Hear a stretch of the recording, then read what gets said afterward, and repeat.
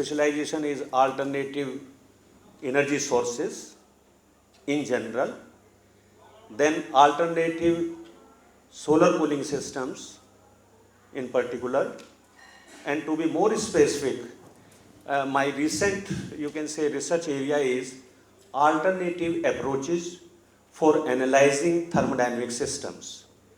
And that alternative approach is exergy analysis.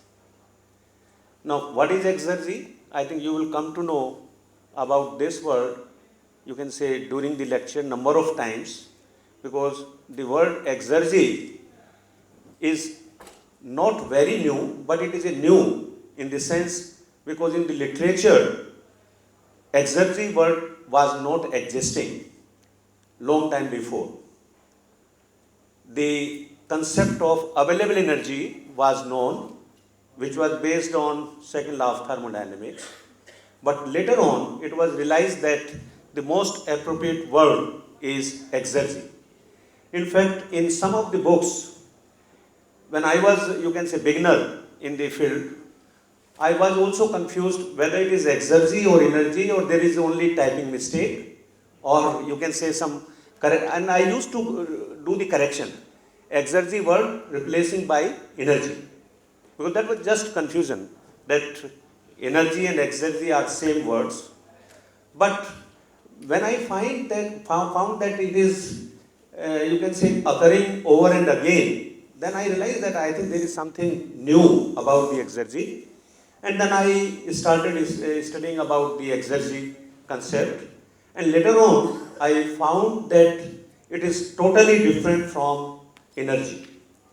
And in fact, exergy is a word which will replace energy in, you can say, in future.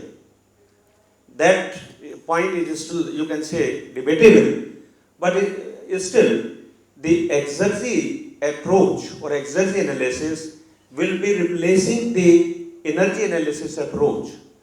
So in my today's lecture, which is on exergy analysis, in fact, I want to convey the message that this alternative approach based on exergy analysis is a new approach and which is more realistic, which is more, you can say, consistent and you can say realistic, so that it can give us a performance of a system or analyze a process very closely to the ideal conditions.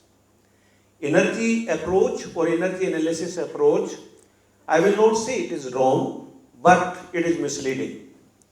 It is misleading in the sense that sometimes we come to very wrong conclusions based on the energy analysis. So it is desirable that we understand the concept of exergy right from the very beginning. I will start the concept right from the zeroth law of thermodynamics or the first law of thermodynamics, and then reaching the stage when exergy analysis can certainly, you will be convinced that exergy analysis should replace the energy analysis in the whole literature. Not only in the existing literature, but even in the design of our thermal power plants, refrigeration air conditioning plants, heat pump systems, and other, you can say, mechanical engineering and thermal engineering devices, exergy analysis can play an important role to understand the actual performance and to find the deviation of the actual performance from the ideal performance. Now I am glad that this faculty development program is on applications of thermal engineering.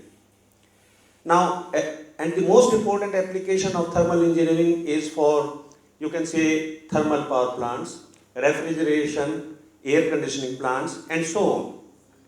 So, to understand the real applications of thermal engineering, we have to understand the basic thermodynamics for the first stage. So, basic concepts of thermodynamics are, you can say, known. I think we have been, it's not working? Okay. So basic concepts of thermodynamics are known, but still you can say, let me revive your knowledge, because I have prepared this, you can say, talk from the point of view of students as well as for non-mechanical engineers as well. So I would like to give the conceptual feeling rather than advances which we will reach at a later stage. Now we know that thermodynamics is an important branch of thermal engineering, is important science related with thermal engineering. But it appears to be very simple because the thermodynamic parameters characterizing a thermodynamic system are just like pressure, volume, temperature, which are macroscopic parameters. So we easily have a feeling that thermodynamics is something very simple which deals with temperature, pressure, volume and other parameters. But Summerford, very, you can say, eminent scientist in the area of thermodynamics, described thermodynamics as the most complex science which has not been properly understood by scientists and engineers. You may find, you can say, this statement in many books on thermodynamics, that thermodynamics is the most complex, you can say, subject which has not been properly understood. Thermodynamics is not only with the physical sciences, it can be applied to variety of subjects. Even, for example, engineering systems are based on the concepts of thermodynamics. The economics is also based on the second law of thermodynamics.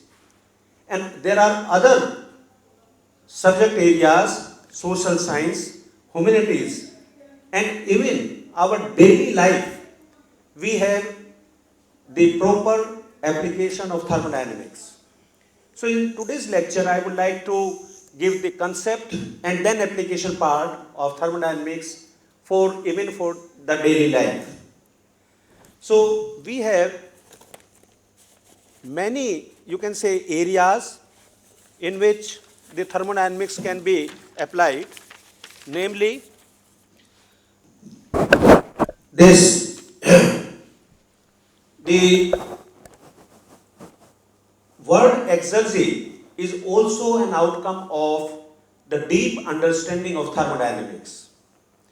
Scientists and engineers, they have been following the laws of thermodynamics, understanding, but still you can say there is a gap, that real meaning of exergy has not been properly understood. It is very difficult for physicists to understand the applications of thermodynamics, and it is also equally difficult for engineers to understand the concept of exergy. So, person like me, who is physicist, but working in the area of thermal engineering, I think I should work in this area. Because otherwise, I am a physicist, I have an understanding of the science related with thermodynamics, and I am working for energy systems which mostly are based on the thermodynamics laws. So I have chosen this topic.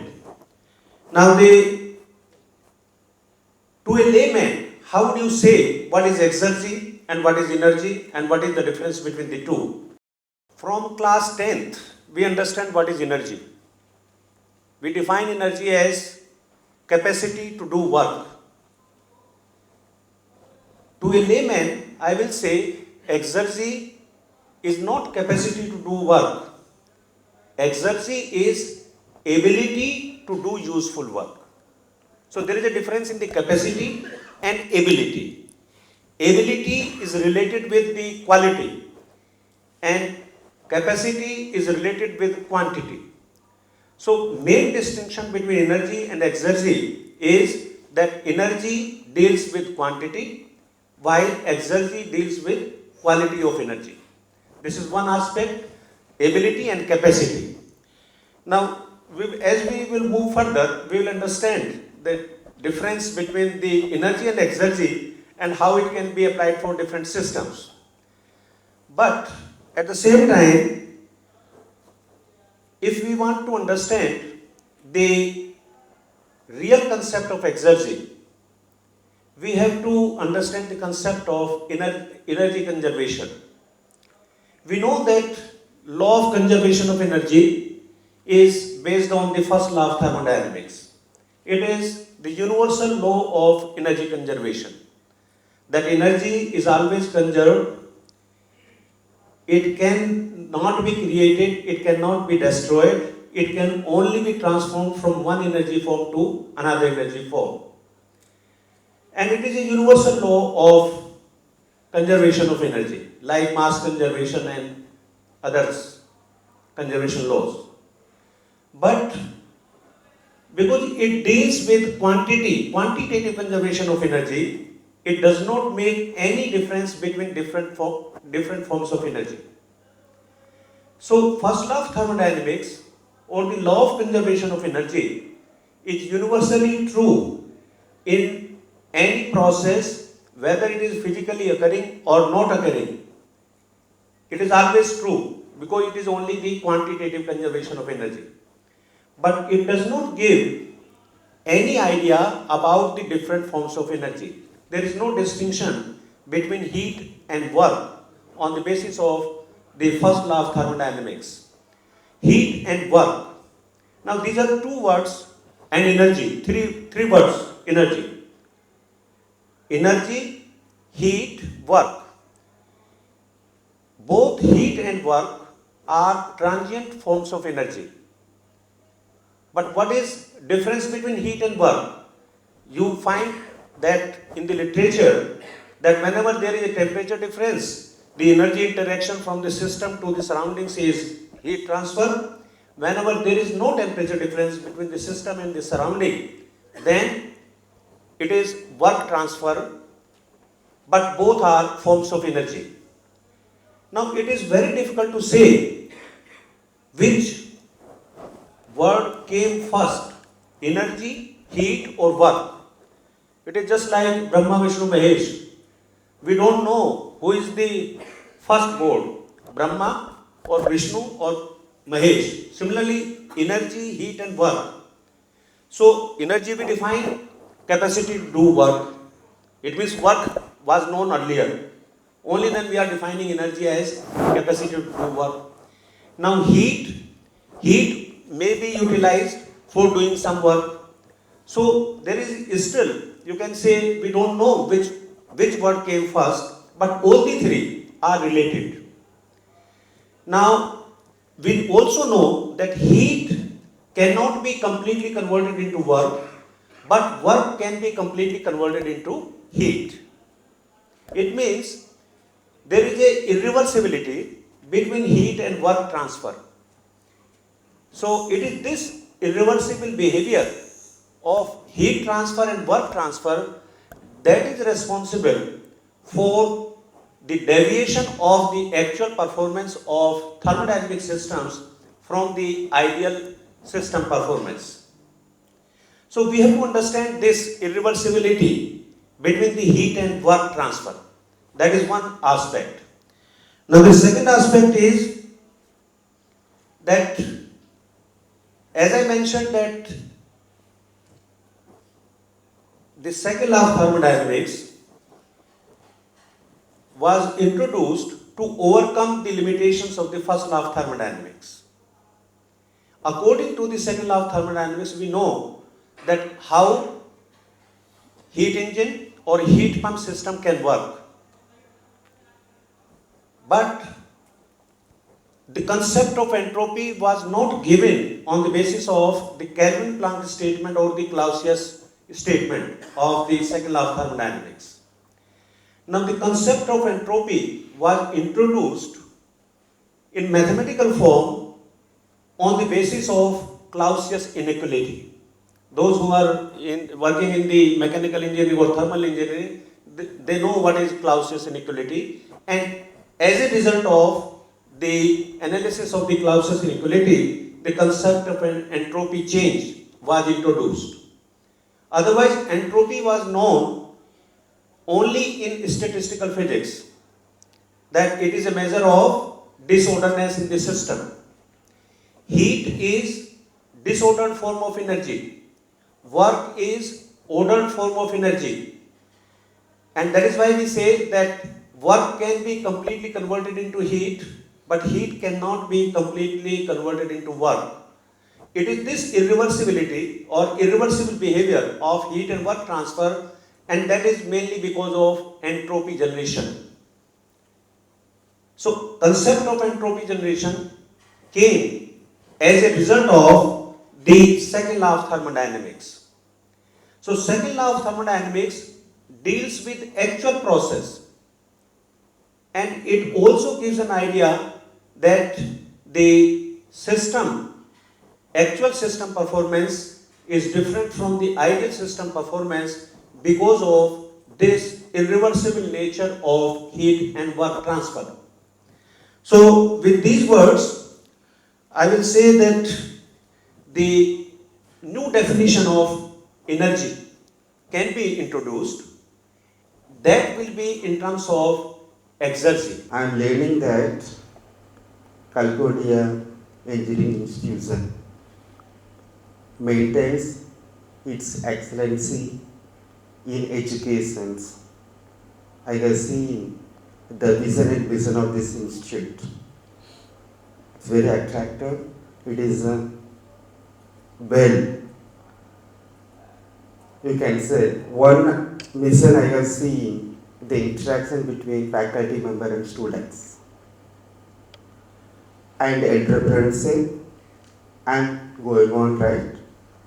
So I congratulate you all faculty members for achieving this excellence, and wish you all the best for continuing this excellence in future also.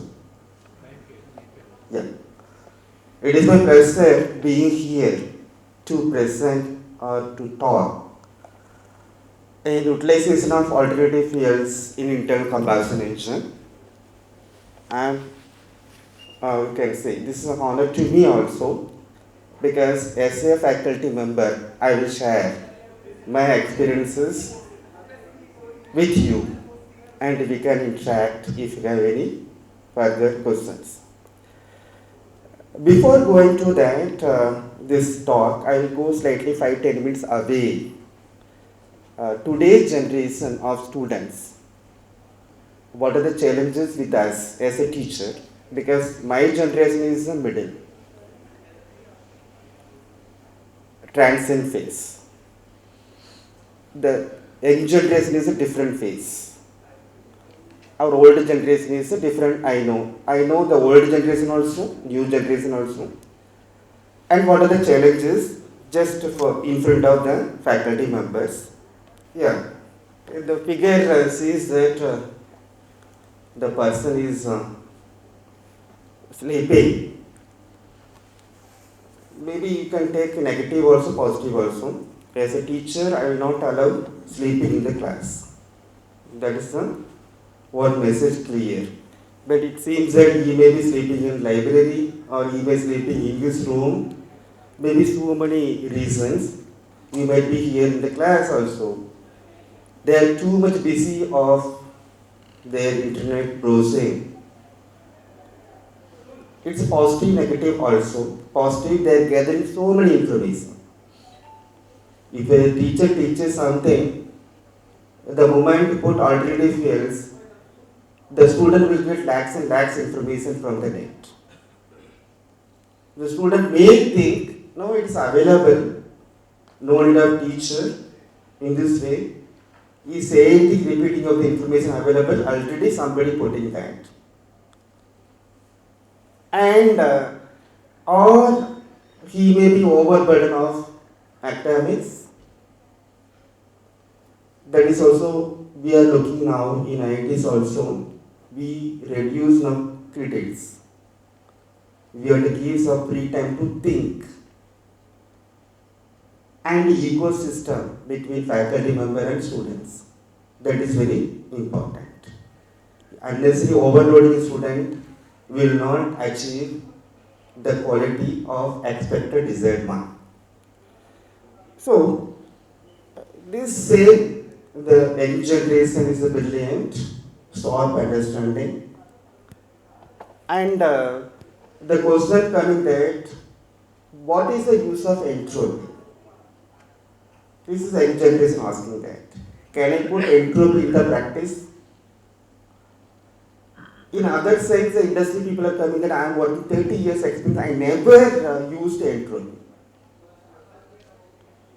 Why I want to study entropy? This question also raised that. And some young generation think that is a theory will not work out in the practical. We are seeing so much effort of that, but real kind situation is different in the industry or in working place. They need soft skill, hard skill, and interface, spirit, so many things. So, then some of the answer we'll see. A common man with the boundary layer theory. A teacher teaches boundary layers, the boundary layer thickness, Reynolds number, Prandtl number, Nusselt number, overall heat transfer, so many things you can teach. The people not, oh, what is the use of this all? But you can, this is a small thing, say the two educated persons were walking to a village. One village person, uneducated, is standing, another two, three are by chance going to village. Suddenly there's flood. The water stream is going on. The three people wants to cross it. Then the two educated people think that whether will cross or not, the stream velocity will be higher, we can withstand to still walk. Then this person, by experienced person in the village, he thought, okay, I can cross, but before that I will test something. What is the depth of the stream? Then the two people tell the depth of the river or velocity, we need some instrument for measuring the velocity of the water. And that instrument, only I can see whether the stream is conducive to me or not. They put all theory in the practice, nothing will work out. But this person, what they did, take the stem from the tree and measure the depth of the river. He thought the depth of the river is below the knee. He can able to walk. He does not know the momentum principle, nothing. If water is going above the knee, he may float easily. He will move away with the river stream. But the two people still, then he is measuring some points and he thought, okay, I can go because stick is very stable. Even though velocity stream is right, it's stable, then my leg also can stable. I can walk. But unfortunately, his theories was wrong. Because again, boundary layer theorem is coming there, nearby boundaries, velocity will be less. But in the middle stream, velocity will be higher. He does not know this thing. Even few steps crossed, fell down. Now, the simple theory boundary layers is again people experienced on the practical to put in the theory. In the more understanding manner of Reynolds number, Prandtl number, or thermal boundary layer, or concentration boundary layer, hydrodynamic boundary layer, all will put it, we are analyzing that. This is the actual problem faced in that, but many problems in the industry, in the reactor, in the stream or that how the flow is happening, how to do it better you have to understand. And this is some systematic studies needed to analyze this all, and more number of experimental tests is needed. Once you study in depth, you can understand some other challenges also. So at the end, you can get piece of information, new conclusion, new experiences. The one experience you can multiply on the many applications. You can disseminate your knowledge to all. So the theory and practical all synchronize one to another. It cannot be separate. Either complement with one to another. Theory cannot alone be standing without experiments. Experiment also without theory cannot. We have to be both interface. We have to simplify, make it some references that will helpful to the younger generation or future generation. In this way, we will think on how to communicate our thought to the people and how to do a research. In this way, we can get something rather than duplicating of re-engineering of whatever available information. Using available information, we can build something new knowledge. Good afternoon, and thank you very much for the kind introduction. So, for the last 20 years or so, the research area that I have been pursuing is more of biomass-based energy systems pertaining to rural applications. I have been working both on the fundamental aspects and the application aspects of that. So in today's talk, few of these technologies that I have worked on, few of these areas that I have worked on, I'll be giving in brief. So I'll start with a brief introduction to the energy consumption in rural India. We can classify the energy consumption into 2 or 3 segments. One is the household consumption, what is used at home for cooking and for lighting. Industrial consumption, where you have the unorganized sector of industry and organized micro, small and medium enterprises. And then farm energy consumption. So these are the 3 segments into which the rural energy can be divided. So out of these, if we look at the scenario of household energy, out of the 6.4 lakh villages that India has, 70% of the population, mostly rural, some of urban also, it depends on animal dung, agricultural waste and fuel wood for cooking. Cooking is one of the major household energy requirements. And if we see the devices that are used for cooking, the cook stoves are typically anywhere between 5 to 15% efficiency. 15% is extremely good cook stoves, improved cook stoves as we might call it. And 5% is the traditional cook stoves that are made at home by the women at home. The issue with such poor efficiency is the indoor air quality. There's so much of pollutants emitted into the household. There's smoke, there is carbon monoxide, there is various other particulate emissions that are emitted. So if you look at the indoor air quality, the particulate matter allowable is about 150 micrograms per meter cube. You must have seen the Delhi scenario. People have been talking about particulates of 450, 500 micrograms per meter cube. The household indoor air typically contains about 2000 micrograms per meter cube in these rural households using these biomass cook stoves. So it's a really serious situation. And cooking fuel in rural India, if you see, 75% of the people use wood, 9% use animal dung and 9% use LPG. And in urban India, the scenario is slightly different. It's 22% on firewood, 10% kerosene and 57% LPG in urban households. Domestic lighting, in both places, it's more than 50% electricity, 55% in villages. and 89% in cities.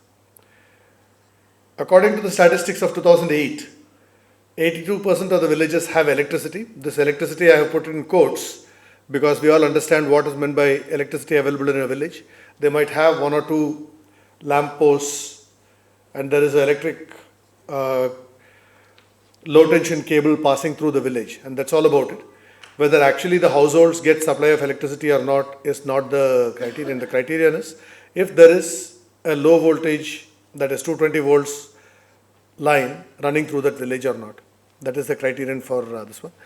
Even so, 412 million Indians as in 2008 did not have access to electricity. That is 41.2 crores.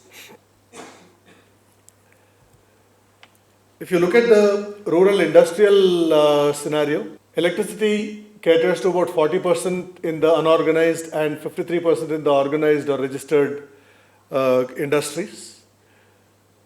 But still there is traditional firewood, unconventional energy, LPG to smaller extents.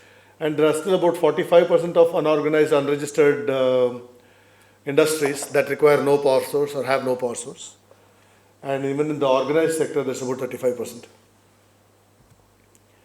So what are the issues with energy in rural India? The technology penetration is very low, particularly in traditional devices like cook stoves, furnaces, farm implements. Cook stoves is something which many of us would be familiar with because we have seen traditional cook stoves being used in either our own households or in our households in the villages when we go home to our native places. But things like furnaces, there are so many different rural, if you say household industry or cottage industry, you have potters who make pottery, you have soap making, you have various other small scale and people who work on traditional craft like smithy, bell metal, various things. All of them use some kind of furnaces that are used with using traditional fuels, and none of these have been even looked at by the scientific community. In fact, industries like coal-based power plants, they have the money to take the services of academia and research institutions to improve their technology, to get better efficiencies, etc. But these people cannot pay for it, and unfortunately much of our research requires funding, and therefore we are also focusing only on such sources where we can get funding for research, right? So nobody is actually looking at these traditional devices except very few groups of research, both in India and elsewhere. So the technology penetration is extremely low in traditional devices, and the traditional devices are inefficient and the awareness levels are low. And people don't appreciate that you need to have cleaner technologies for cooking, or emission levels inside the house should not be beyond a certain levels. These awareness is definitely not there even in the urban households, let alone rural. Income levels are low, and therefore the poor repair and maintenance of equipment lead to poor performance. No investment in technology except marginal support from government sources, and some interventions from technical institutions like IIT Delhi and several other institutes like IISc, for example, through government-sponsored projects have been done. And in this talk, I'll be covering a few of those, 2-3 of those things that we have done. So the case studies that I'll cover in this talk, the first one will be the development of an improved terracotta pottery kiln. This we worked in Bastar, Chhattisgarh, with artisans that work on terracotta craft. You must have seen in Delhi Haat, if you had gone, the large-sized horses and elephants made out of terracotta. The craftsmen in Bastar make those. So they had, they do all of this in wood-fired furnaces, updraft furnaces, and we had done some intervention there with them. Then in the same area, there is also this bell metal investment casting craft that is there, where actually they bring wax from the jungle, make molds out of the wax, and then into the mold they pour metal, which is actually they get from the scrap market waste brass and bronze. They melt it and then pour it into these molds. So the wax burns off and the metal takes the shape of the wax. So it's called the investment casting method. So that was also done using traditional wood-fired furnaces. And when they saw pottery furnaces working well after our intervention, the bell metal craft people came and asked us, why don't you also design a new furnace for us? Come and look at the way we work and see if you can improve our situation. So we did that. And the third one is a laboratory-based work that we did in our institute. One of our PhD scholars worked on the design and development of a downdraft gasifier cook stove. The downdraft gasifiers are available in larger sizes, typically starting from 20 kilowatts upwards. 50 kilowatt, 100 kilowatt, 200 kilowatt gasification systems are available for power generation and heat applications. What we decided to do was to downsize this to a 1 kilowatt system, or rather 1 kg per hour system, 4 kilowatt system, so that you can use it as a household cooking device. So this work is about design and development of a cook stove using a downdraft biomass gasifier. So first I'll start with the pottery kiln. So the photographs that I have put here are the traditional terracotta ware that are made in the Bastar region. You can see they are really beautiful artifacts. But what they use is an updraft pottery furnace in which they fire wood. And what was told to us is that these craftsmen are not able to make ends meet because the cost of the wood has substantially increased. Earlier, the tribals were allowed to bring wood from the forest for all their use. But now the forest department has said, nothing doing, you cannot take wood out of the forest.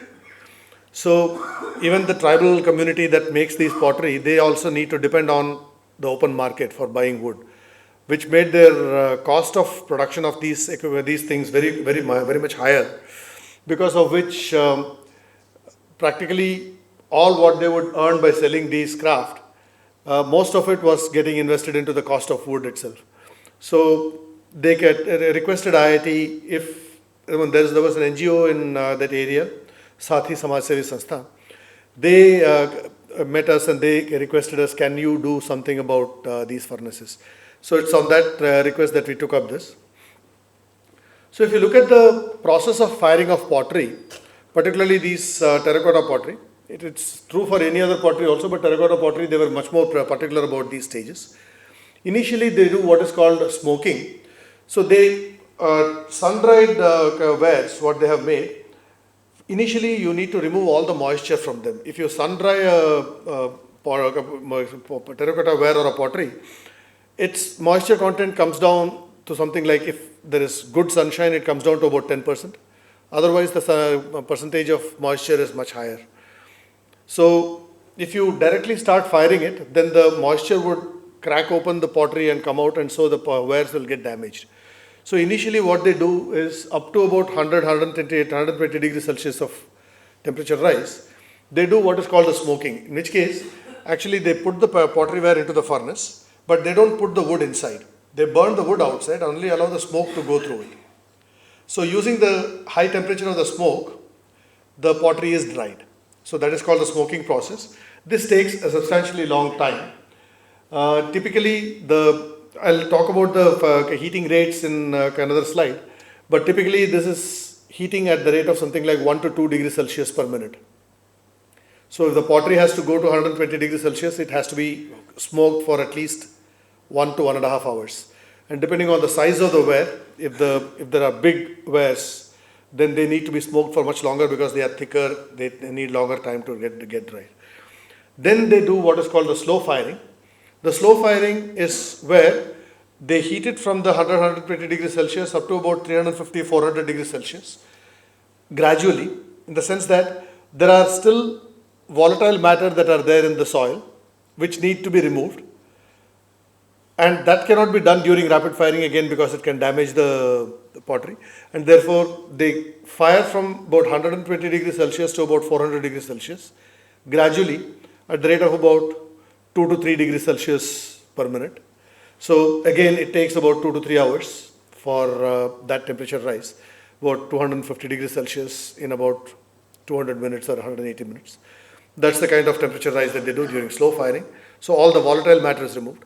Once the pottery ware reaches about 400 degrees Celsius, then they do the firing rapidly. So they put as much wood as the furnace can take and burn it at a very high rate. So the heating rates go to something like 4 degrees Celsius per minute. So from 400 to 800 degrees Celsius, it's done in about an hour to hour and a half. So that is what they do. And after the pottery is heated to about 700, 800 degrees Celsius, now the cooling has to be very, very gradual. If you rapidly cool it, again it will crack up. So what they do is they completely close the whole furnace, don't allow even outside air to go through easily. So that by natural convection, gradually the cooling will happen. So, but that is the slow cooling process. In between rapid firing and slow cooling, if there are big pottery ware, then their surfaces reach 800 degrees Celsius, but the inside of them do not reach 800 degrees Celsius. The firing requires at least about 800 degrees Celsius for the terracotta ware to get the strength and shine. So you need to keep it at the maximum temperature of the firing for a duration of time until such time the heat soaks through the entire thing. So that is the soaking process. So the firing typically contains 5 such phases. So the critical factors here are the control over the temperature of the kiln, that is, what is the temperature that is prevailing inside the kiln, whether the temperature is uniform, and whether the heating rate is maintained at the rate that I need, is it going less or more, and the control over the excess air, how much of excess air is being given, because if there is excess air is not evenly distributed even through the furnace. Some places there is, for example, less air, and some places there is more air. Wherever there is more air, the pottery coloration becomes reddish because of the oxidation. And wherever there is less air, the pottery becomes blackish, dark colored. So the terracotta ware should not have any black patches if they have to sell at good price. So that was also another criterion. So the firing of the pottery was actually a very scientific phenomenon, even though the tribals had learned it over generations and were doing it really beautifully. And we basically had to understand the nitty-gritty of all of that, why they were doing what they were doing at any given point in time. See, I was talking about temperatures and heating rates, but the firing is not done with any thermotemperature measurement. They don't have any thermocouples, thermometers, anything. The firing rate is done, they know what is the rate to fire in case the pottery should not break, and that's all about it. So, and when the firing has to start from smoking to slow firing to rapid firing, is all by just estimates of what they can see, what they can hear, what they can feel, and on the basis of that, there are no sensors available there except the eyes and ears of the people, and that's all about it. So the typical types of pottery kiln that are traditionally existing, one is the bonfire kiln. This is something that many of us might have seen if we are from villages. So for making pots, what they do is they bake these pots, dry them in the sun, and then they stack them one on top of the other. On 2 sides you have the naturally existing walls or the mud, and then the other sides they put the fuel and then they fire it. So that's called a bonfire kiln, or the pit kiln. So the fuel just is placed over this and burned, and with that heat the pottery is baked. So this one does not allow much of a uniformity of temperature. The ware that is closer to the fuel would get rapidly heated. The ware that is far away would get slowly heated, so there can be breakages. So in this kind of pottery kilns, the breakages can be as high as 40-50%. So if I bake 100 pots, 30-40 of them would break, and that's the way it is. So the bonfire kiln, the combustion is uncontrolled, excess air is not controlled, temperature control and temperature rise rate is not controlled, and therefore there is a large breakage, a lot of discoloration. So this is commonly used in rural India for making earthen cooking vessels or daily ware. So no quality ware is made, but primarily daily use things. The updraft kiln is what we worked on in Bastar. This is the kind of furnace that they have. So in the region where I have shown pottery, they normally stack their wares that they need to fire. and there is a grate, and under the grate they do the firing. So the wood is burned below the grate, and they arrange the pottery in such a way that the air distribution, the hot gases distribution through the pottery is reasonably uniform. So there is no blackening of any of the pottery or no variation in airflow. So these are the things. So the airflow is, air inlet comes from below, the fuel is also fired below, and the flue gas goes up, percolating through the pottery upwards. So here there is a better control over the kiln temperature and temperature rise rate, and skillful packing of the wares ensures uniformity of kiln temperature.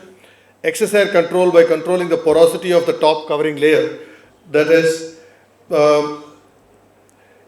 at the top of this, when the pottery is completely put, they then put broken earthenware on top, broken pottery, broken wares that they had got from the previous firings, so that the porosity of the top is controlled, so that the gases just don't go out faster, but they are retained for longer inside the kiln for better heat recovery. So by adjusting the porosity of that, they were able to adjust, control the excess air, right? And because of that, there is minimal breakage and decoloration, and the maximum temperatures that were achieved in this furnace were of the order of 900 degrees Celsius. And this is commonly used for the terracotta artifact making. When you need higher temperatures, for example, you need to make glazed pottery, where the China ware, for example, where you have glazing on top, like the cups and flower vases and such things. For that, you need to have a glass-like material on the surface of the pottery, which needs to melt and spread to give the glass-like feeling on the top. So that requires a much higher temperature. The glasses usually melt at 1000, 1100, 1200 degrees Celsius. So the firing temperatures will have to go up to 1300 degrees Celsius. So that is typically done in what is called the downdraft pottery kilns in the traditional ware. So here, what happens is that there is a chimney which is connected to the bottom of this, and the air inflow is from this region. So, is there a pointer here? Okay, it's fine. So the air inflow comes from these regions. This is where the firing of the fuel is also happening, and the air would just go upwards because of buoyancy, and then get sucked by the chimney downwards. So there is a downdraft flow of the gases. In this one, what happens is then the whole furnace comes to a temperature which is reasonably uniform, and you can raise the temperatures to much higher values than in the case of updraft kiln, where it's a once through flow, so the retention is for not too long, and therefore the temperatures don't go too high. So the downdraft kiln, the peak temperatures can go up to almost 1600 degrees Celsius, and when you fire this downdraft kiln using traditional fuels like wood or any such fuel or coal, the solid particle matter that comes out of the combustion can go and stick to the glassware on the surface and spoil their quality. So what they do is they use enclosures. They have earthen pottery into which they keep the glassware and then cover it with pottery. So the heating is not direct. First the earthenware, the pottery has to get heated, and from that the radiant heat transfer goes to the glazeware. So the amount of heat required is much more, because the saggers, as they call it, inside which they place these earthenware, are heavier than the pottery itself. Okay, so if I have 1 ton of pottery being fired, the saggers will be about 3 or 4 tons. So 3 to 4 times the energy that I give to the pottery needs to be given to the saggers. In fact, the saggers get hotter than the pottery because they are outside. So the energy consumed by the saggers will be even more. So that is one of the problems in using traditional fuels in this kind of furnaces for glazed pottery. In modern industry, for example, you know these Kajaria tiles and all those tiles that they have made in the industrial environment, or for example the light fittings that are made out of porcelain. They are made in factory settings where there is a continuous production, and there they use either the shuttle kilns, which are batch kilns, or continuous kilns, which are called the tunnel kilns, where there is a long tunnel, the firing happens somewhere in the middle, the ware moves on a rail from one end to the other gradually. So it starts at one end and then by the time it goes to the other end, it's about 24 hours. In these 24 hours, it gets preheated, it gets fired, it gets cooled, and it goes out. So this kind of furnaces are there, but these are very expensive. One tunnel kiln, for example, to construct costs anywhere like between 5 to 10 crores. Whereas these kilns that they construct in a matter of something like 50,000 to 2 lakhs, depending on the size of the kiln. So the cost of the kiln is so high, and the cost of fuel is very high. So it's very difficult for them to adopt these technologies. So they have been working with the traditional ones. So these are capital intensive and suitable for industries with adequate capital and not for rural sector. If you look at the numbers comparison, the tunnel kiln where ornamental ware is fired consumes something like 30 to 45 megajoules per kg of the pottery. Okay, so that is the fuel consumption or the energy consumption. If you compare it with the downdraft kiln, 375 kg, the megajoules per kg of glazed pottery is used. So almost a factor of 10 more than what is actually required for the same temperature firing. Similarly, if you look at the shuttle kiln, again glazed pottery, 19.8 megajoules, which is even lower than the tunnel kiln, right? But updraft terracotta kiln, because it is terracotta pottery and the temperatures are lower, it consumes about 11 megajoules per kg of pottery, whereas actually the energy required is much less. So there is a scope for substantial improvement, and that's basically what we looked at. What is the latest in the technology and what can the technology achieve, and how much can we do for these people with improvement in the heat transfer and performance of these. So what we did was to pick up two of these updraft furnaces, one in a place called Bhadravati in Maharashtra and another in a place called Kondagaon in Bastar. Similar kind of system, but different kind of construction.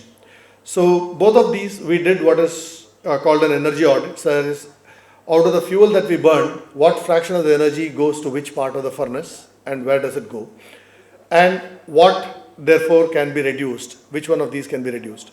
So this is what we did, and the energy audit basically involved, because it's in the village, there is no major instrumentation that was possible. We only took some handheld instruments that we could take, measured temperatures at different locations and temperature histories, and on the basis of that did calculations to figure out how much energy went where. So if I present the result of energy audit of the two furnaces, the left one is the Bhadravati kiln and the right one is the Kondagaon kiln.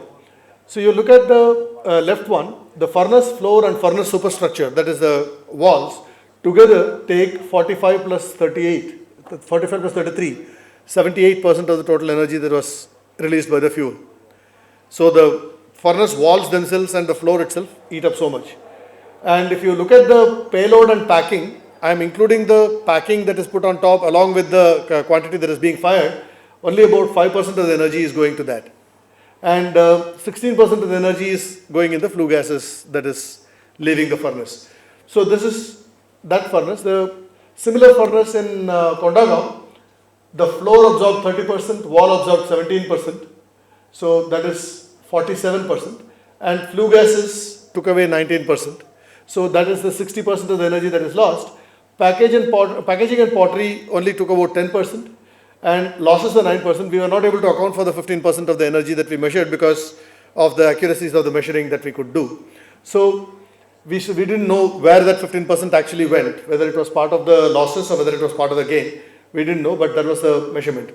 But it was good enough to tell us that the furnace structure is the major thing that is absorbing the energy. So the first intervention needs to be done on the furnace structure. How do I make the furnace structure absorb less energy? So what we did, this is basically what we understand from the theory of it. The firing side of the wall, this is the section of the wall. On the firing side, the temperature is very high and it just tapers off to a low value as you go outwards. So the innermost layers of the brick in the wall is going to be the highest in temperature. So if I reduce the mass of bricks in the innermost layer and give an air gap in between the innermost layer and the outer layer of the bricks, then I have the hope of reducing the energy consumption of the wall. The wall of the pottery furnace will absorb less energy if I make the inner wall or the inner lining of the wall thin and have an air gap in between. Similarly, the same thing can be done with the floor, because the wood is burned on the floor absorbs a large amount of energy. So if I can make the layer that is in contact with the hot wood to be thin, and after that I give an air gap insulation, then I should be able to save on the energy. So this is the idea which we did. We were looking for the methods of wall construction that can provide for an air gap with isolating one layer of the wall from the other. So that we found in the kind of wall constructions that happen in the cold countries, where outdoor is very cold and indoor is heated in order to keep yourself warm. So they need the walls to be poorly conducting. So there they used what is called the rat trap bonding of the brick walls. The construction is something similar to this, what I have shown in the diagram there. So there is a layer of bricks, there is another layer of bricks with an air gap in between, interconnected by one layer of bricks which stands like this in each. So bulk of the length of the wall will have an air gap, and some part of the length of the wall will have a brick that is going through it. And you stagger the bricks in such a way that the strength of the wall is not compromised. And similarly, the floors, we also thought we'll make channels like this, and on top of that we'll put a layer of bricks on which the firing can be done, so that there can be air gaps that's isolating the fired region from the unfired region. So when we did that, the initial wall thickness with what they had was about 45 centimeters, about 1.5 feet. We reduced it to about 1 foot, and the rat trap layer is about 9 inches thick. That is the length of the brick which is there.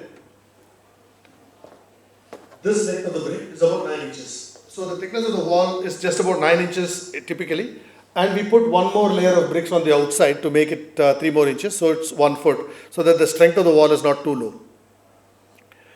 So when we did that, and we also added a layer of rat trap wall for the outside, and we constructed the floor on a brick lattice of alternate rows, so that there is a insulation there, and we used steel belts around the wall so that the wall would not crack up and expand during the firing.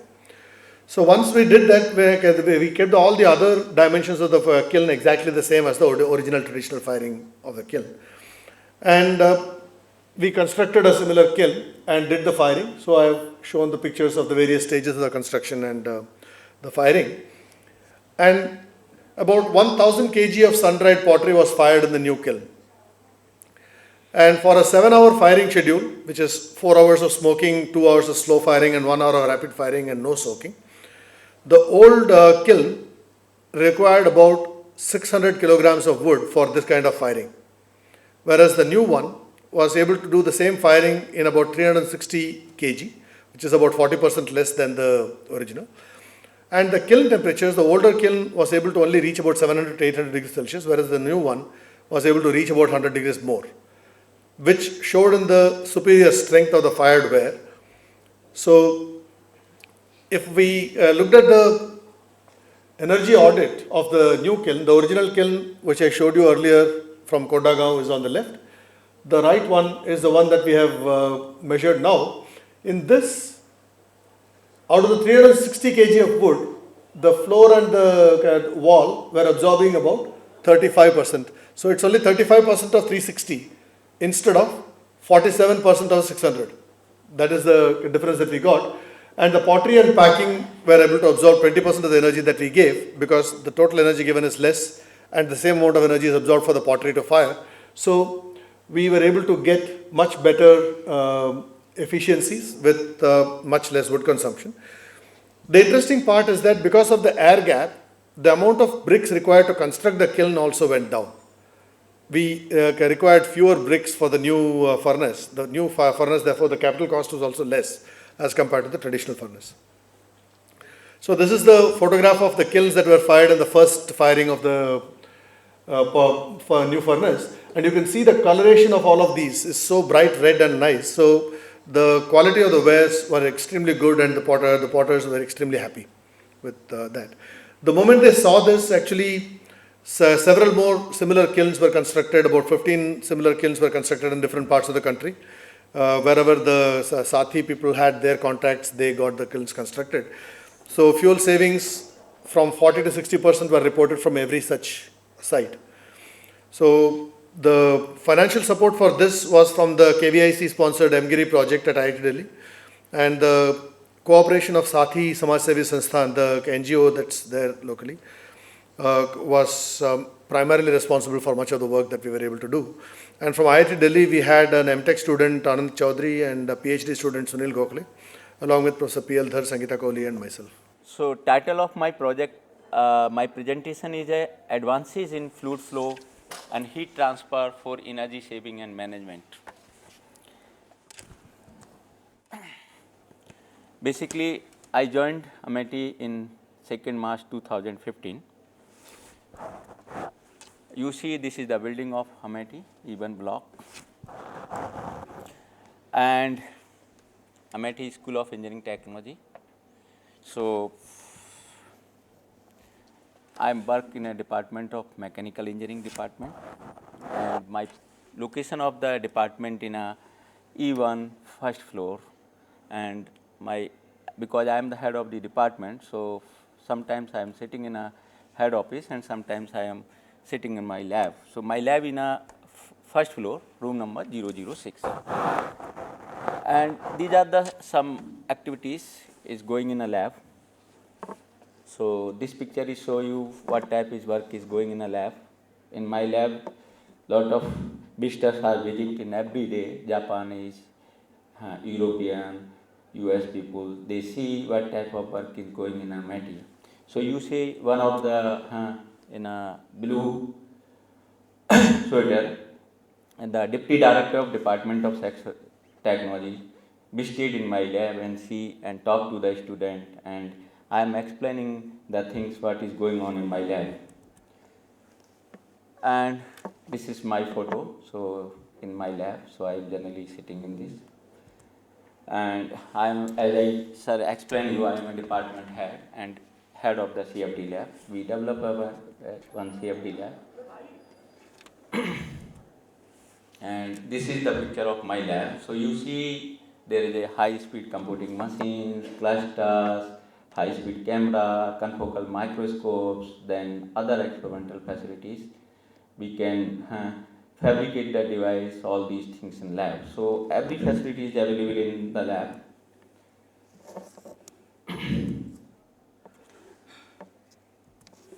So today outline, because I think before give the presentation, I would like to publicity myself. Means I start my journey from during a MTech in IT Roorkee.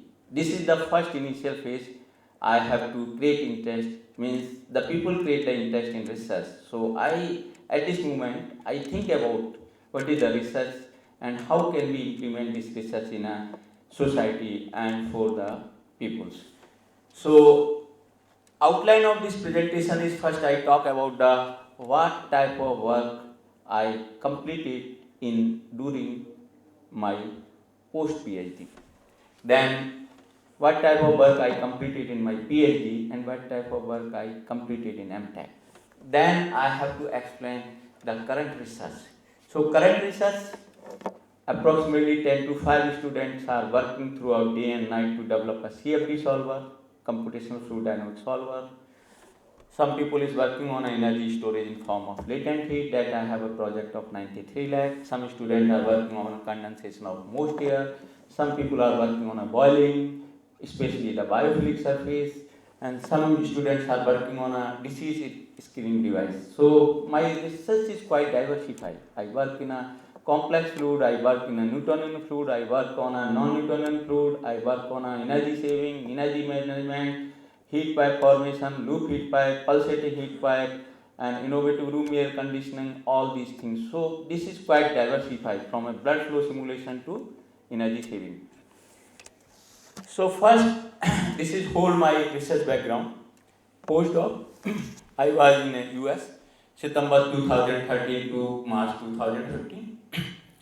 There I designed and fabricated microfluidic device for measuring the physical properties of biological fluid, especially the blood. Blood is very complex fluid.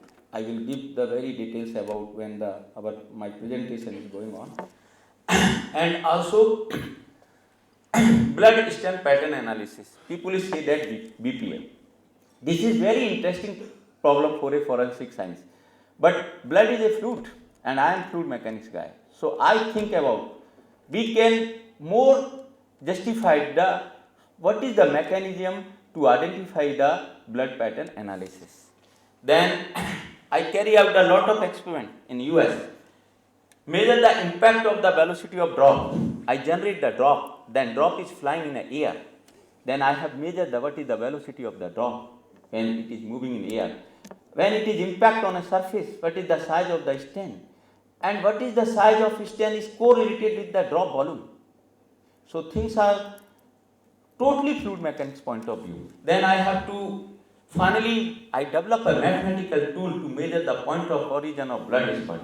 Somebody hit your gun, then the bullet is hit on your like a head, blood is spurting. So in a crime scene you have the stains. Based on the stain information you can find out this is the point of origin, and that time when accident is happen, what is the position of the your point of origin. So things are very interesting for a forensic science, but fluid mechanics is involved. Post PhD, this is very interesting work. I worked for 6 months in IIT Kanpur. Here I have to hydrodynamic of confined meniscus in square capillary tube at a low capillary number. What is the application of this? You people know the heat pipe, pulsating heat pipe, loop heat pipe.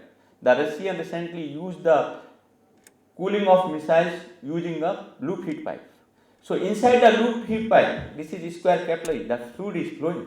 So what is the mechanism of, what is the hydrodynamics when the liquid is flowing in a capillary and where it is a high heat transfer, where it is a high friction coefficient, means what is the transport coefficient, what is the mechanism at high transport coefficient in microcapillary. So we developed this theory. In my PhD, I developed the Navier-Stokes energy equation solver on unstructured grid in a complex 3-dimensional geometry, and this is the root code.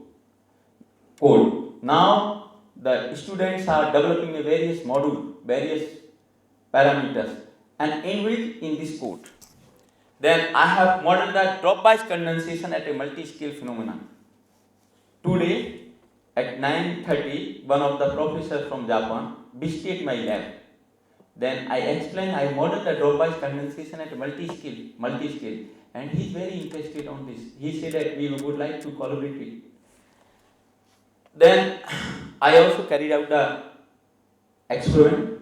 I prepared the hydrophobic surface and carry out the experiment for validation of the code. Once the code is validated, I carry out a lot of post-parametric study. These parameters is helpful for predicting the behavior of the drop-wise condensation before the making a device. So all the correlations parameters are very helpful to make a condensation. Now MTech, this is totally experimental work, and I fabricated a device where I have to capture how the nucleation happens inside the nucleate pool body. So as I told you, I work in a blood pattern analysis. In this blood pattern analysis, we need the physical properties of blood. Blood is very complex fluid. Nobody can know the nature of the blood. Measuring the physical properties is very complex process. For this, I developed very small device that need only the 30 microliter blood to measure the physical properties. Blood is very precise fluid. You cannot use a 1 liter, 2 liter. You need only the 30 microliter blood to measure the physical property. So you see in this figure, so there is one syringe pump, then the pressure transducer, then the microcapillary tubes, and you know that a non-Newtonian fluid wall shear stress is equal to m strain rate per power n.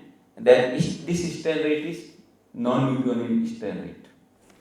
Then you know that when you apply the power law, the viscosity of blood is equal to m strain rate per power n minus 1, where m or n is the flow barrier index and flow barrier constant. If you know the m and n, you can find out the mu, viscosity of blood. Blood is a non-Newtonian fluid, shear thinning. Shear thinning means when the velocity increases, the viscosity goes down. So see here, as previously I already explained the viscosity mu is equal to m strain rate n minus 1. So I use here very simple mathematics. I take the log of the previous equation. So log tau wall is equal to log m and log gamma non-Newtonian. So strain rate of non-Newtonian or Newtonian, you see in the slides, the gamma n is the Newtonian strain rate or gamma non-Newtonian is the non-Newtonian strain rate. And this is the correlation available in a book. Galgotias related this. I put this relation to this, and you see the log tau wall is equal to log mn plus n and function of m into n. This is equation of simple straight line. Y is equal to mx plus c.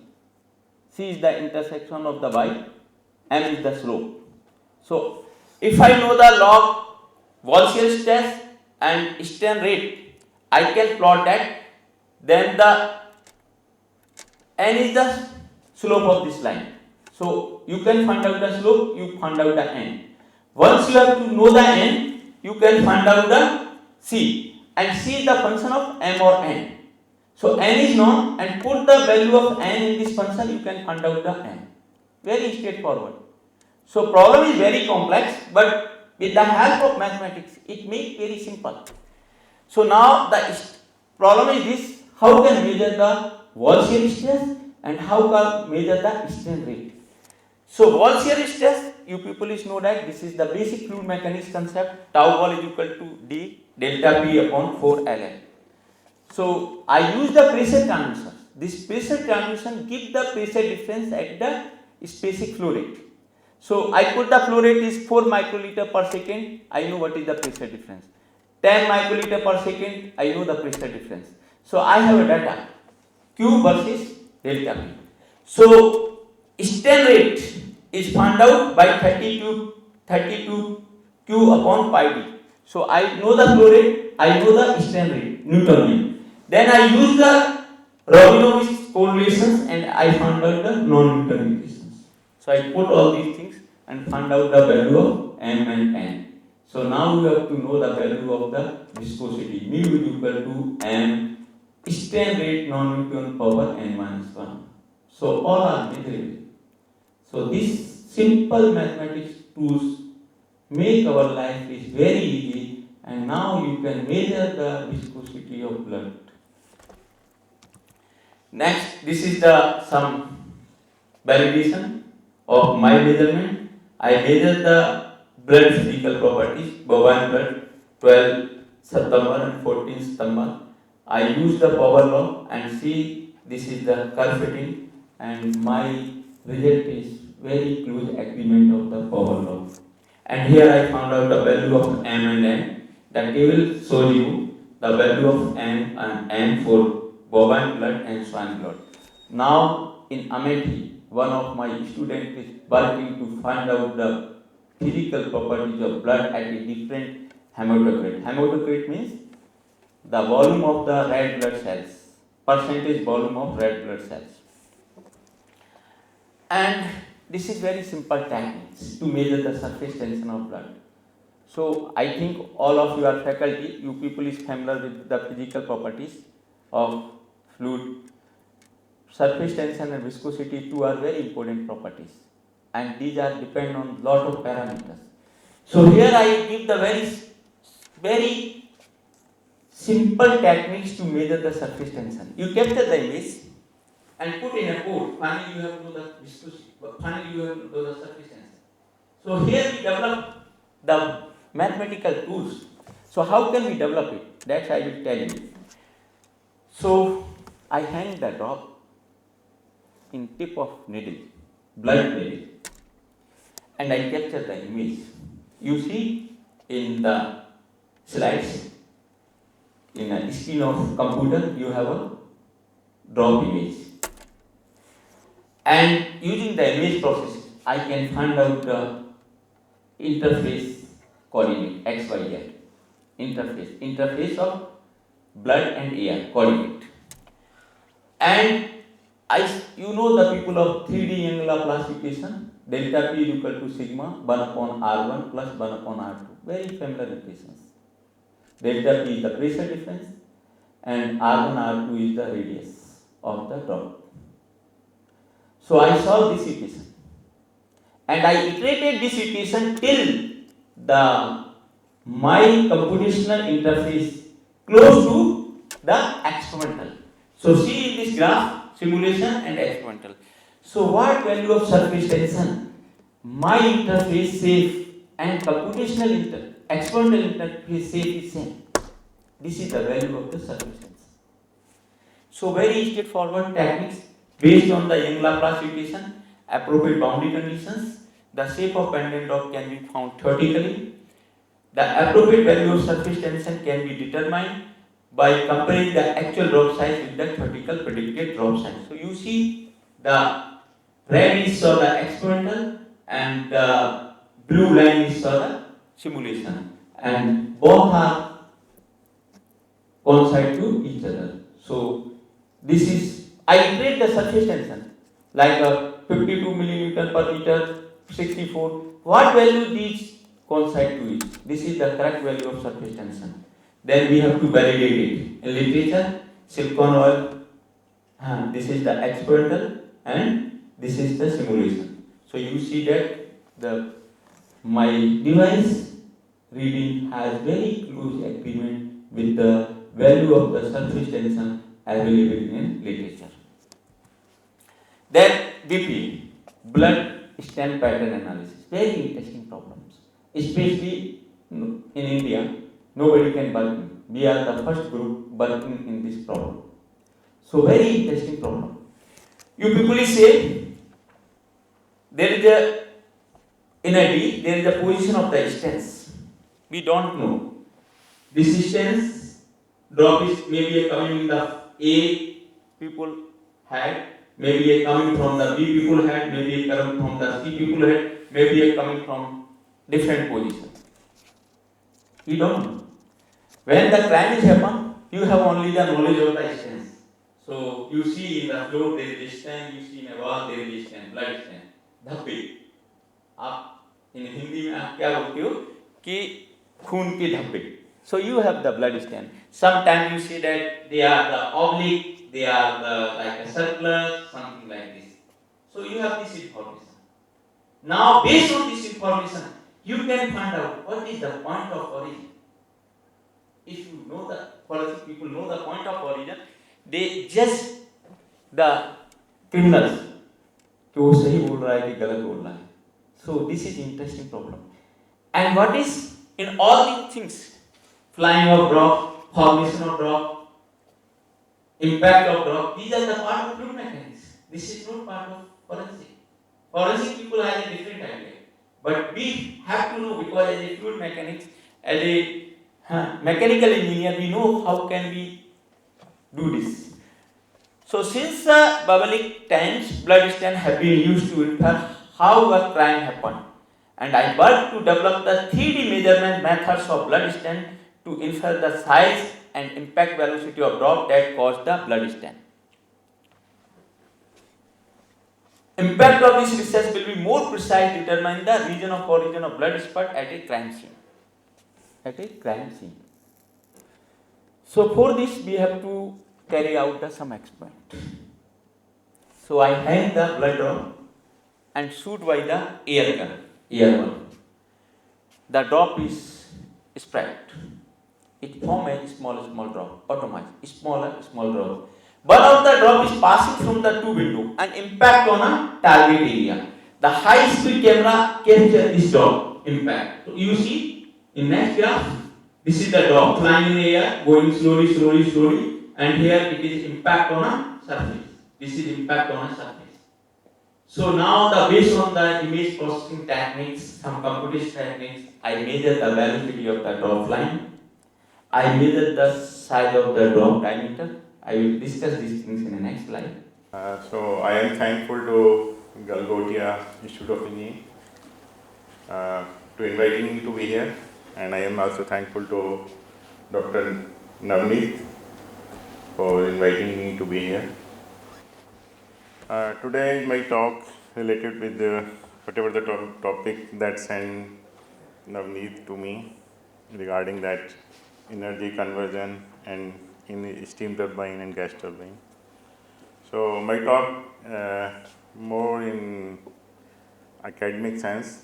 So we are discussing about the energy converting devices and energy converting devices that we have to convert one type of energy in useful type of work. So in nature, just we go through, okay, whatever we get the energy, that energy in the raw form it is a heat energy, thermal energy, and we have to convert it into some sort of electrical energy that is basically easily distributed. So whatever any different type of energy, ultimately we have to convert it into electrical energy. So our devices that we are going and steam turbine and gas turbine mostly for that purpose. So energy conversion devices, energy input, energy output, they are the different devices that are give you the useful output that is the serving the society. That if we say that some electrical energy, electrical motor, we are using the mechanical energy, and in energy terms, we have to categorize energy, low grade energy and high grade energy. And in nature, we are getting low grade energy as a thermal energy, and we have to convert electrical energy into high grade energy, electrical energy, high grade energy. A low grade energy can never be converted by the second law of thermodynamics into equal amount of work. So every time there is some limitation, randomness is there. So there is some process that I exhibit over here. Efficiency of common energy converting devices. And if we see that we are in steam turbine and gas turbine, steam turbine around 45% and gas turbine 35%. But we can enhance the efficiency if we accommodate these some compounding or cascading the energy. Whatever the energy is there, input and output we have to utilize or input we have to extract the energy from some other source. So we have to enhance. Energy conversion in a heat engine. In heat engine, we have to give some fuel having the chemical energy, first is burned, that burning that exerts the gases that have high pressure, high temperature, that we have to convert some mechanism into work. So energy converting chemical plant, that is the coal or fuel that burn out in the furnace or in boiler. In boiler that steam is generated, that steam going to be the steam turbine, and steam turbine there is a mechanical work is delivered on the shaft, and that converted to be electrical energy by utilizing connecting with the alternator. So that is the diagram of the, and if we see the efficiency having the different components that are in energy processing. And some other source that in refrigeration, there the efficiency is more than one, so we are saying that it is a coefficient of performance. Basically, the efficiency is the output, and output may be in some comfort or some energy terms. Now we have to analyze the conversion process in this figure. That fuel is extraction. We are analyzing that the efficiency of the thermal power plant around 30%, 35%. But if you see in all these things, whatever the natural resources we are taking up, and what are the net benefit for the society? It is positive or negative. How we have to analyze? First, we have taken the example of the coal, extraction of the coal. Mining of the coal is very hard environment, and its impact on the environment is very hard. Once it is mining and its washeries are there, where the coal is clean up, that consume a lot of water, and that water become, after using the washeries, become a pollutant for the ground surface or nearby lakes. And we have to make the coal efficiency around 66%, 36% around ash contents is there, or some impurities or heavy metals. And that 66% is again processed, and then it is utilized in the boilers. And in boiler process, in that process, there are also NOx, SOx, or SPM. It is loading on the environments in terms of the pollution. And that energy we have to get in the electrical energy, and that electrical energy we use in for the heating purpose. So it becomes a crime for the society. Whatever the heating energy required, we use it directly rather than we have to be processing of all these. So whatever the energy, that energy we are using, we understand how much the problem that create by creating that energy.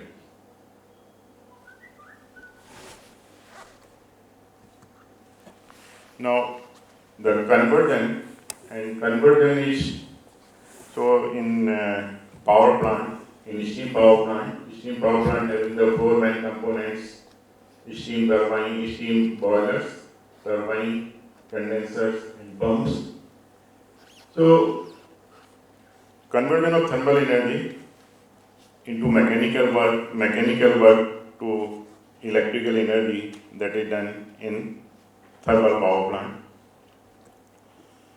Thermodynamics of power cycles that involve the different phenomenal PV and TS diagram with this heat engines.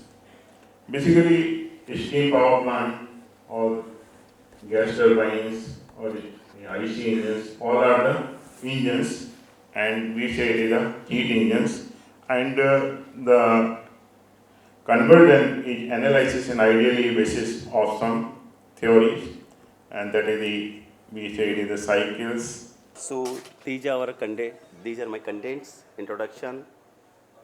One is the study of solar chimney, study of earth-air tunnel, study of borehole heat exchanger, and the integrated approach of solar chimney and earth-air tunnel, and integrated approach of solar chimney and borehole heat exchanger. By the help of these configurations of the system, we can decrease or increase the temperature of the rooms or temperature of the ambience or energy environment. So industry, production industry is demanding 33%, it's consuming 33%, transportation 28%, and building 39%. So highest energy is percentage of energy is consumed by the buildings. It may be in the lights, it may be in the refrigerations or air conditioning, or it may be in the home appliances systems. So less than 1.5% is using by the home appliance system, and maximum out of this 39%, 65 to 70% of energy is consumed by the air conditioning systems. So my aim is to reduce the air conditioning expenditure or high grade energy, to reduce the consumption of high grade energy, electrical energy in the air conditioning system of the buildings. This one is the schematic diagram of a solar chimney. This one, there is a room. On this right wall, this one is, there is a thermal wall is there. It absorbs the energy, and outside of this one, there is 3.5, approximate 3.5 centimeter to 6.5 centimeter is the distance between this glass and the thermal insulation. So low gap is there. So this is the compression, just like its compression system, or hot air is reduced, low density hot air is upward, flowing upward direction. Then if you want to heat the room, then it enters to the room, or if you want to ventilate the room, then it goes to the ambient. So solar energy is trapped by this solar energy, then it converted into the heat energy, and that energy is utilized by the air to heat this particular air. So maritime demands of the solar energy, no mechanical part is there, so no electrical high grade energy is consumed by the solar energy. That is the solar chimney. There is low maintenance because there is no maintenance, only cleaning of the glass or inside the chimney is the maintenance. So there is low maintenance, no electrical power consumption, no global warming because no refrigeration systems are used, and no pollution is there because no CO2 produced by the system. No pollution, can be used for both heating and cooling of the buildings. It can be used for both heating and cooling of the buildings. Only one drawback is there, is to increase the cost of the building. Approximately 5 to 10% of the building cost is the cost of the solar chimney. These are some researchers working on the solar chimney. There is the one earth air tunnel heat exchanger for the space condition of the building. So this earth air tunnel is a simple pipe. This conductive material, it may be made through the conductive material. It may be as plastic pipe may be there. Conductive plastic. There is two type of plastic pipe, with combined with the rubber or without combined with the rubber. So there is conductive material. To increase the conductivity of the material, we combined some other materials to the plastic, and that product is highly conductive. So conductive materials pipe is there, and it's situated 10 to 12 feet below the earth level, below the level of the floor or ground level. So what is the reason why we place this earth air tunnel at this particular level? So solar energy falls on the earth's surface, and it converts to the temperature thermal energy, and then thermal energy is penetrated to the earth up to the some limit, up to the 10 to 12 feet, and below that one their temperature remains constant. So our solar temperature or environment will be affect the ground level up to the 10 feet. Below 10 feet, there is no effect of the environment in the earth temperature. That's why जब हम water को pump के through ले रहे हैं, बाहर ले रहे हैं, तो वो गर्म लगता है सर्दियों में, और गर्मियों में वो ठंडा लगता है. जब 45 डिग्री सेल्सियस का टेम्परेचर है बाहर एनवायरनमेंट में, तो वो 25 डिग्री सेल्सियस का टेम्परेचर आपको ठंडा लगेगा. लेकिन 4 डिग्री सेल्सियस टेम्परेचर है तो वही 25 डिग्री सेल्सियस का टेम्परेचर वाटर का है तो गर्म लगेगा. Because temperature of water remains constant for whole years. There is no difference. So somewhere is 23, somewhere is 23.5, somewhere is 25, somewhere is 25.5. It depends according to the earth level, and there is the stony, rocky और जो scientist earth is available. I was introduced. I am still learning CFD. I must not call myself an expert because it's a very vast area.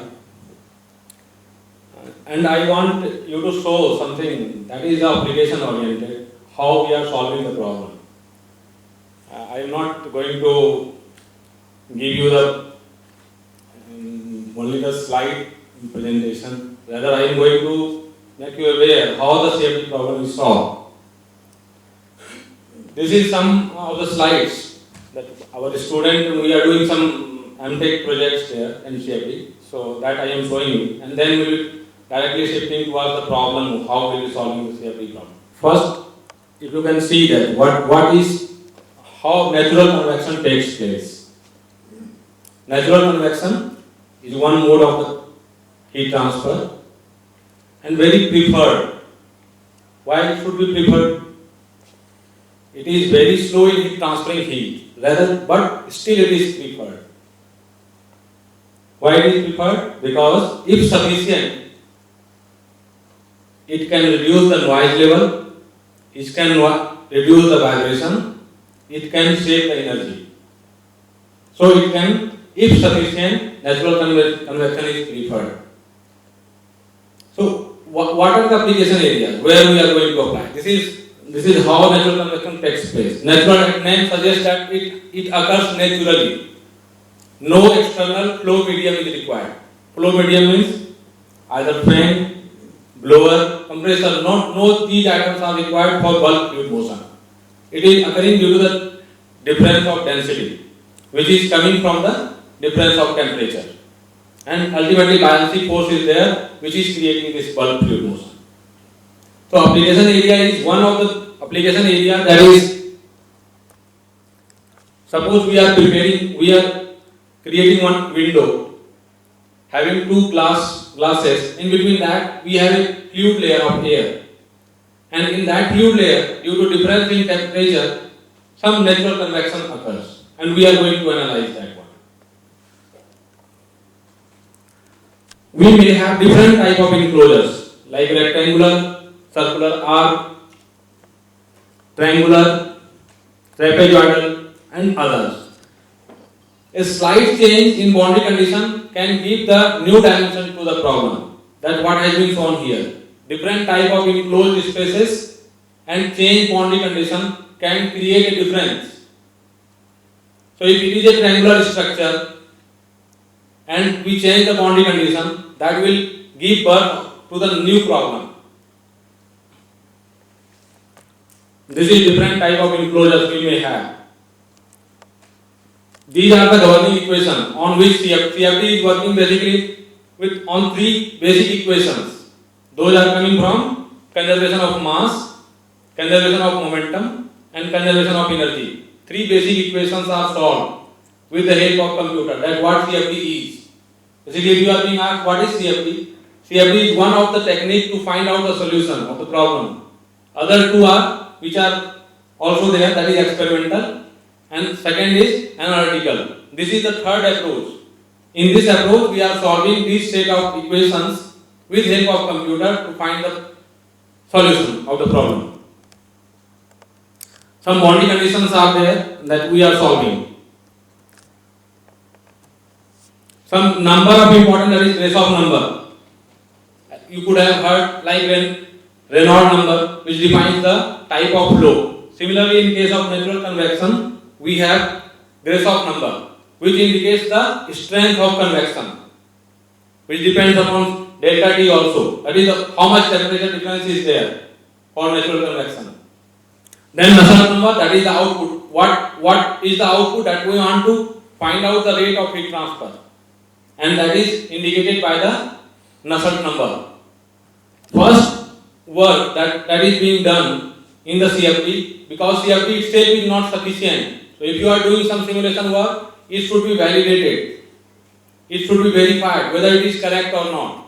So we have taken two types of enclosure. One is of rectangular type, another is of arc type. For both the enclosures, we have selected one paper of the previous literature, and then we found the solution. we compare the result. So these are simply I am showing, and then with the help of CFD I will show you how we are getting those values. These are the 3 shapes we have chosen for analysis. These are the properties we have taken, boundary condition. These are some results that I will show later on the CFD platform. These are the streamlines and all isotherms. So you can see that analysis has been performed on 3 different values of Grashof number. This increase shows the increase in the strength of convection, and that is created due to change value of temperature difference. The effect are mutual. If flow will be changed, accordingly the temperature lines will be changed, and that is evaluated, that is studied. These are for the triangular. These are the Nusselt number. Finally, what we are in terms of the Grashof number. This is for all aspect ratio. If the size we are changing, if the size of domain is changed, how that it will affect on the result. That is being shown.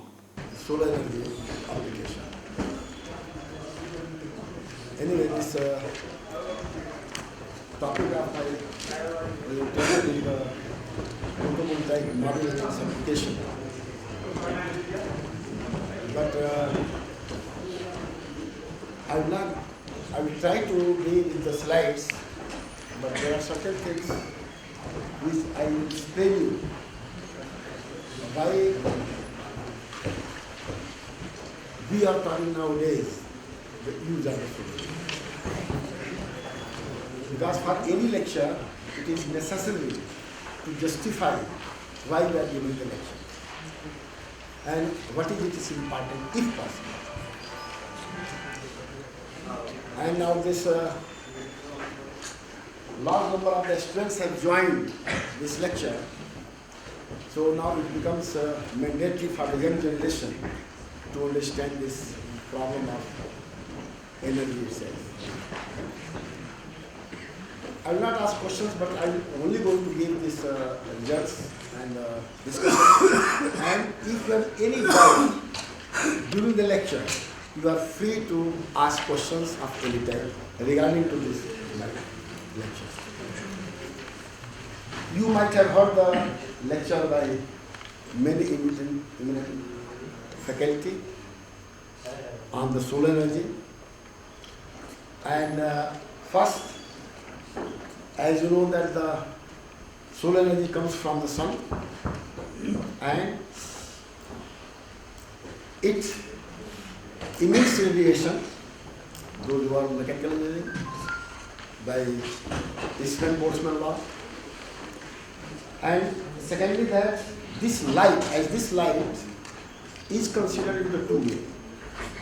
One is considered as the ray optics, which you might have studied in the 12th, and another is considered as the electromagnetic waves. And fortunately or unfortunately, neither ray optics proves all the law, neither wave form of light proves all the law. Again, things comes wherever we need the ray light, we prove our analysis by using the ray optics, and whenever we consider the electromagnetic waves, adopt that light. So it is up to you to freely do that. In similar way, all the radiation coming from the sun is considered into both ray optics and electromagnetic waves.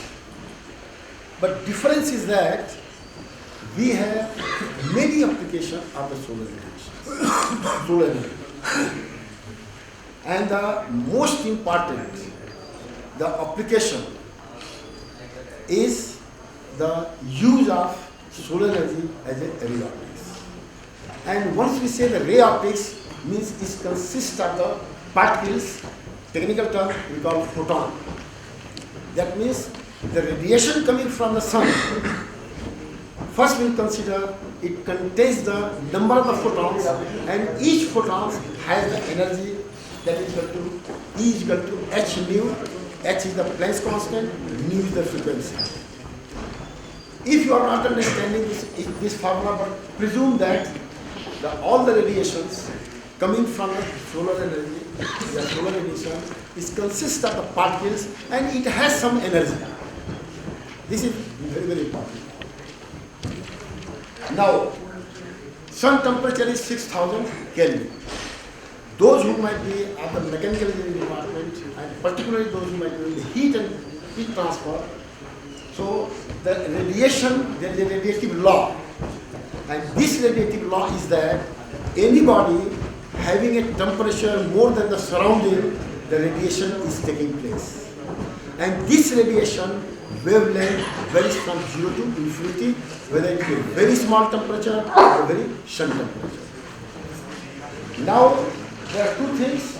The temperature of the sun is roughly about 6,000 Kelvin. Because all the parameters which I am going to give you is a multiple of 3. And the Earth's temperature, average Earth's temperature, is considered as 300 Kelvin. Now, that means the radiation coming from the sun having the wavelength from 0 to infinity, there is another point associated with that. All the wavelengths does not have the equal energy. That means the average wavelength sun emits is 0.5 micrometer. Now you can ask question, why 0.5 micrometer? Then there is a law that is called Green's displacement law. If you might remember, there is a lambda t is equal to constant. And that constant is also 3,000, roughly 299, but I am just taking the multiple 3,000. And if t is equal to 6,000, lambda is equal to? If you have understood this, then there is no problem of understanding my remaining lecture. Now just see, that means maximum energy is associated around 0.5 micrometer. अभी तक इतना ही समझिए, बाकी बात में if you want to go in depth you can understand. And Earth's average temperature is 300 Kelvin, as I said. Why 300 Kelvin? Because 25 is the temperature of the, you can say this, Earth's average temperature of Earth. And if 8273, it is 298. Also, even if you add 273, 60 degrees centigrade, 70 degrees centigrade, it varies between 300 to 400. Not much more. Now, if we are going to apply this displacement law for the Earth's radiation, then what will be the value of lambda? T is equal to 300 Kelvin. Lambda T is equal to 6,000. So lambda becomes 10 micrometer, not 10 micrometer. That means the Earth emits the radiation of the average wavelength of the 10 micrometer. This is बहुत important thing. Now, the second thing is that between the Earth and the Sun, there is an atmosphere. And that atmosphere consists of all the greenhouse gases, which is emitted from the inside Earth and is stagnant between the Sun and Earth. That we call the